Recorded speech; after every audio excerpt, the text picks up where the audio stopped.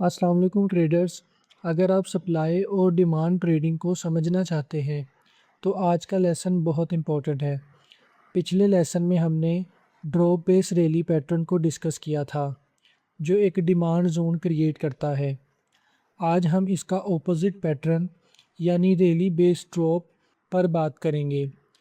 ये एक supply zone होता है जो मार्केट के गिरने का इंडिकेशन देता है। तो चलिए बिना किसी देरी के शुरू करते हैं। रैली बेस ड्रॉप एक सप्लाई जोन है जो इस तरह बनता है। मार्केट पहले ऊपर जाती है जिसे हम रैली कहते हैं, फिर एक शॉर्ट कंसोलिडेशन होती है जिसे हम बेस कहते हैं और फिर मार्केट नीचे गिरती है जिसे हम ड्रॉप कहते हैं।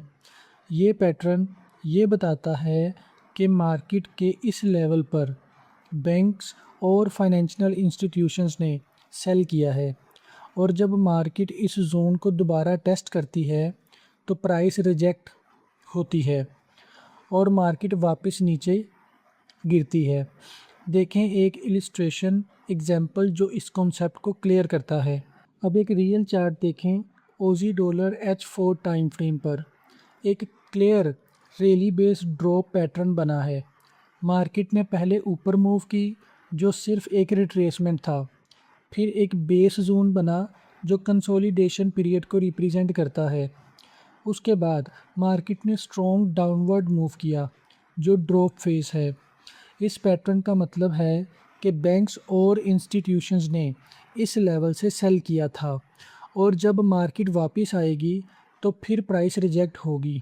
आप देखें कि long candle tail rejection show करती है जो ये बताती है कि इस जोन में अभी भी बहुत सारी अनफिल्ड ऑर्डर्स मौजूद हैं। अब एक और एग्जांपल देखें। New Zealand dollar H4 time frame पर भी एक similar rally base drop pattern बना है। पहले मार्केट नीचे गिर रही थी, फिर एक शॉर्ट रैली हुई जो एक रिट्रेसमेंट था। रैली के बाद एक डोजी कैंडल बनी जो पॉज या कंसोलिडेशन को शो करती है। फिर मार्केट ने स्ट्रॉन्ग ड्रॉप किया और rally base drop pattern complete हुआ। जब मार्केट वापस जोन को टेस्ट करने आई तो प्राइस रिजेक्ट हुई और फिर से नीचे गिर गई। बैंक्स के साथ ट्रेडिंग कैसे करें? जब आप ये पैटर्न आइडेंटिफाई कर लें तो आपको ये भी समझ आ जाएगा कि एक बैंक ने इस जोन से सेल किया है।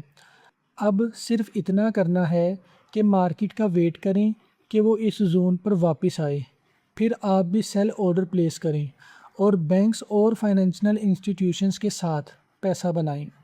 देखें एक रियल एग्जांपल ऑजी येन डेली टाइम फ्रेम का चार्ट है। मार्केट ने शॉर्ट रैली की, फिर कंसोलिडेशन फेज में चली गई और उसके बाद स्ट्रॉन्ग ड्रॉप आया।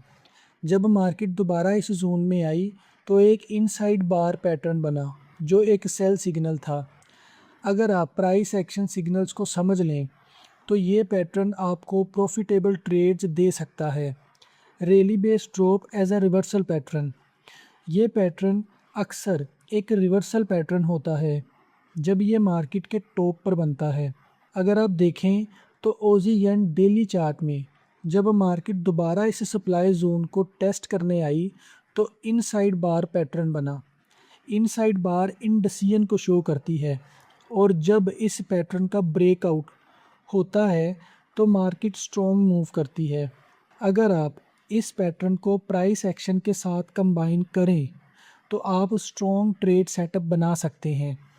हर टाइम फ्रेम और मार्केट में काम करता है।